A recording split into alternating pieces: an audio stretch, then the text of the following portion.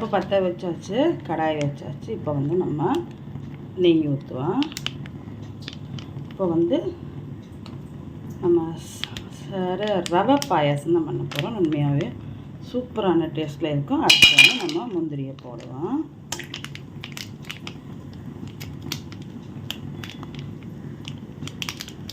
அதை ஒத்த கையில் இருக்கிற வழியாக இது பண்ண முடியும். ஓகே, அடுத்தது வந்து நம்ம இப்போது பால் வந்து நல்லா காய்ச்ச வச்சுருக்கோம். இன்னொரு அடுப்பில் வந்து நம்ம இந்த முந்திரி திராட்சையை வந்து இது பண்ணோம். ஃபஸ்ட்டு வந்து நம்ம எப்பயுமே முந்திரி தான் போட்டு வறுக்கணும்.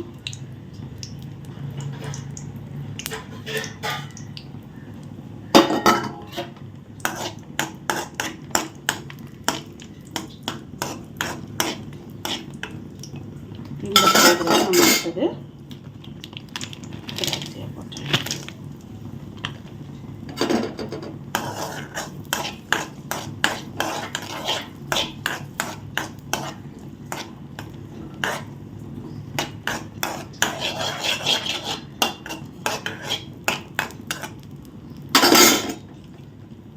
பார்த்தீங்களா?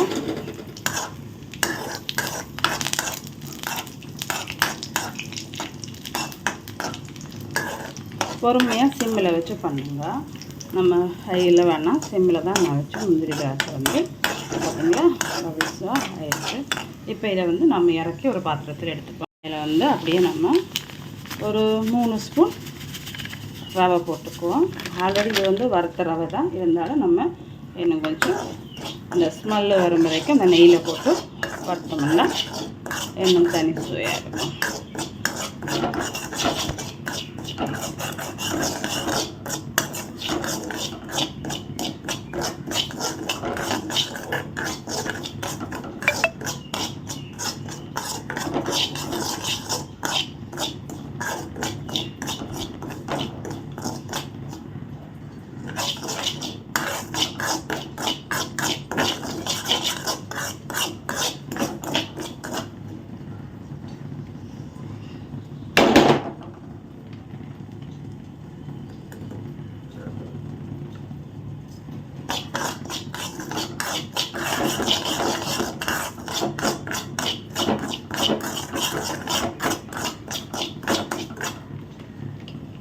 இந்த சூடு போதும். வாசனை வருது நல்லாவே. 1 நிமிஷம் 2 நிமிஷம் போதும். ரொம்ப விட்டு கரடையெல்லாம் விட்டுறாதாங்க. இதை வந்து நம்ம வந்து பாலில் போட போகிறோம். பாலை நல்லா பொங்கிடுச்சு.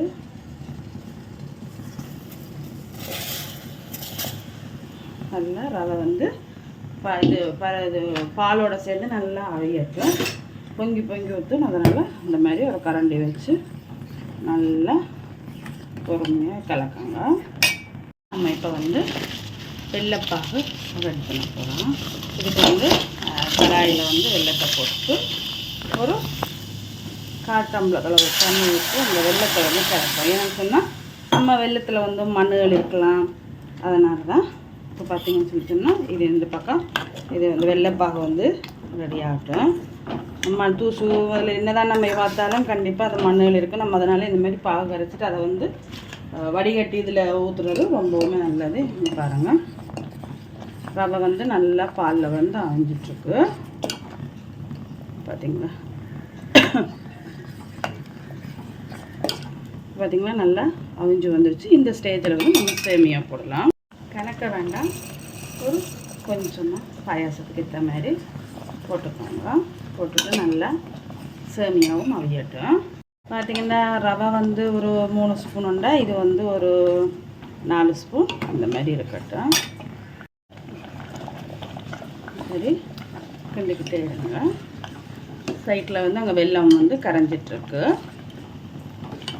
நம்ம இதுக்கு வந்து வெல்லம் தான் அவங்க போட போகிறோம். சர்க்கரை போடுறது பார்த்திங்களா, சேமியா போட்டோன்னா திக்காயிருச்சு.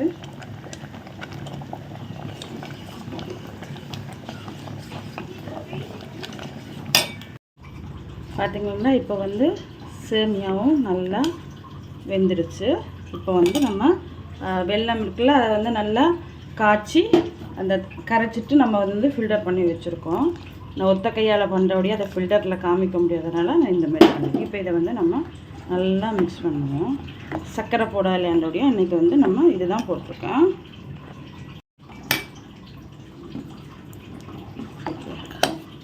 கலரே பாருங்கள் மாறிடுச்சு.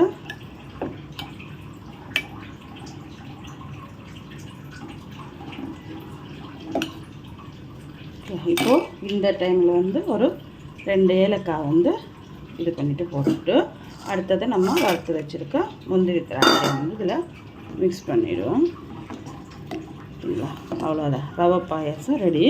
உங்களுக்கு வேணும்னா அதில் வந்து தேங்காய் துருவி போட்டாலும் டேஸ்ட்டு நல்லாயிருக்கும். இல்லை உங்களுக்கு தேங்காய் வேண்டாம் அப்படின்னு நான் அன்றைக்கி தேங்காய் போடல. உங்களுக்கு தேங்காய் வேணுமென்ற சொல்ல நீங்கள் தேங்காய் வந்து போட்டுக்கலாம் உறவுகளே.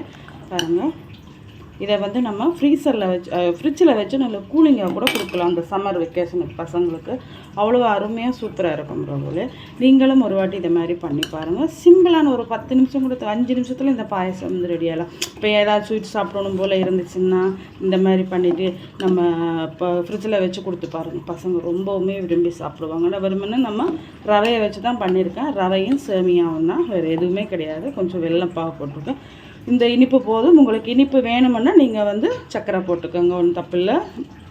உங்களுடைய அளவுக்கு ஏற்ற மாதிரி நீங்கள் சர்க்கரை போட்டு பண்ணிக்கோங்க உறவுகளே. ஓகே உறவுகளே, உங்களுக்கு இந்த வீடியோ பிடிச்சிருந்தா லைக் பண்ணுங்கள், ஷேர் பண்ணுங்கள், கமெண்ட் பண்ணுங்கள். மறக்காமல் சப்ஸ்கிரைப் பண்ணி பெல் பட்டனை அழுத்தி விடுங்க.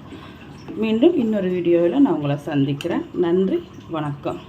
நீங்களும் இதே மாதிரி செஞ்சு சாப்பிடுங்க.